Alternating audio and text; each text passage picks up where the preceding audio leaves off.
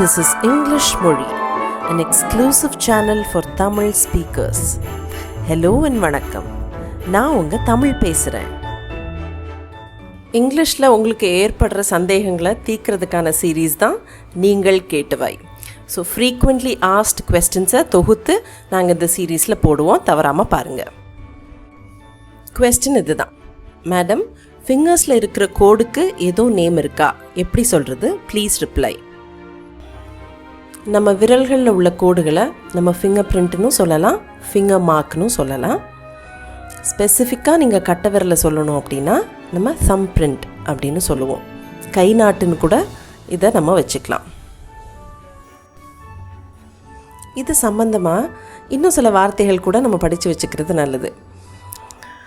Bomb print R bomb லைன்ஸ்னால் கைரேகை, அதாவது நம்ம ரிஸ்ட்லேருந்து மணிக்கட்டுலேருந்து ஆரம்பித்து விரல் நுனி வரைக்கும் உள்ள அந்த ரேகைகளை, அந்த கோடுகளை நம்ம பாம் பிரிண்ட் இல்லைன்னா பாம் லைன்ஸ்னு சொல்லுவோம்.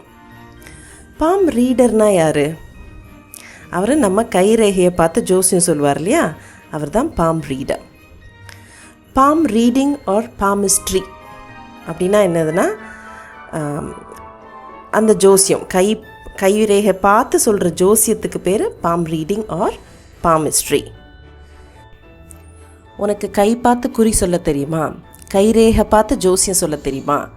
அதை do you know how to read palms அப்படி கேட்போம். முன்னாடிலாம் நீங்கள் ஆஃபீஸில் நுழையணும் அப்படின்னா இந்த ஆக்சஸ் கார்டு யூஸ் பண்ணுவோம். இதை அந்த செக்யூரிட்டி மிஷினில் காமிச்சோம் அப்படின்னா நம்மளை உள்ளே விடும், கேட் திறக்கும்.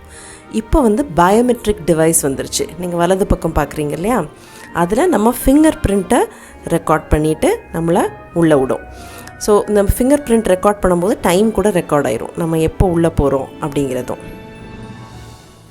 இந்த பயோமெட்ரிக் டிவைஸ் பற்றின இன்ஃபர்மேஷனை இந்த வீடியோவில் இன்க்ளூட் பண்ணதுக்கு ஒரு காரணம் இருக்குங்க. இப்போ பரவலாக நிறைய ஆஃபீஸஸில் இதை இன்ஸ்டால் பண்ணிட்டாங்க. அப்போது இந்த மாதிரி ஒரு வாக்கியம் நம்ம நிறைய யூஸ் பண்ண ஆரம்பிச்சிட்டோம். நீ ஃபிங்கரிங் பண்ணிட்டியா காலையில்? அந்த மாதிரி கேட்குறாங்க. இதுக்கு ஃபிங்கரிங் அப்படிங்கிற வார்த்தைக்கு ரொம்ப ஒரு தப்பான அர்த்தம் இங்கிலீஷில் இருக்குது. ஸோ அதை கட்டாயமாக யூஸ் பண்ணவே பண்ணாதீங்க. அதுக்கு பதிலாக என்னெல்லாம் நம்ம கேட்கலாம்? Have you logged in? Have you signed in? Have you clocked in? Have you marked you attendance? இதெல்லாம் நம்ம அதுக்கு பதிலாக கேட்கலாம். So keep this in mind.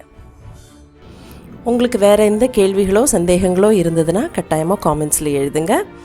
I hope you found this video useful. I'll meet you in another video. Until then, take good care of yourself. Nandri, vanakkam and bye-bye.